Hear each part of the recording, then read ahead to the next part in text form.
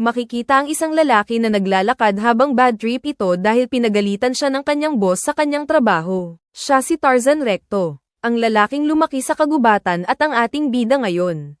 Shoutout sa iyo, idol. Nabangga niya ang isang matanda at nahulog nito ang isang mahiwagang gamot na kayang maglaho ng isang tao sa paningin ng iba. Nang ibabalik niya na ito sa matanda ay bigla na lang itong naglaho. Dahil doon ay nakaisip naman ng masamang balak ang si bakulerong si Tarzan at agad niya itong ginamit sa dalawang estudyanteng babae. Bumangga sa kanya ang isang babae at dumikit ang mga pakwan nito sa kanya pagkatapos ay dahan-dahan niyang itinaas ang palda ng dalawang estudyante. Habang ang dalawang babae naman ay hindi nila ito nakikita. Hindi pa nakantento ang si bakulerong si Tarzan kaya nagpunta ito sa paliguan ng mga babae. Habang naghuhubad ang babaeng ito hindi niya alam na may isang si bakulero ang nagmamasid sa kanya. Pagkatapos ay pinagmasdan ng mabuti ni Tarzan ang malapad na tilapia ng babae hanggang sa dumugo ang ilong nito. Nang maliligo na ang dalaga sakto naman na inilabas ng mahilig na si Tarzan ang kanyang gatas sa mukha ng babae. Habang naglilinis ng tilapia ang dalaga si Tarzan naman ay nagmamariyang palad sa kanyang tarugo. Kung nabitin ka sa ating video mag-follow ka na sa aking page para updated ka sa mga susunod ko pa na masasarap na video na parating. Paki-like and share na rin ang ating video para dumami pa tayong mga si bakalero. Ilalagay ko na lang sa pin comment ang title ng ating video hanggang sa muli.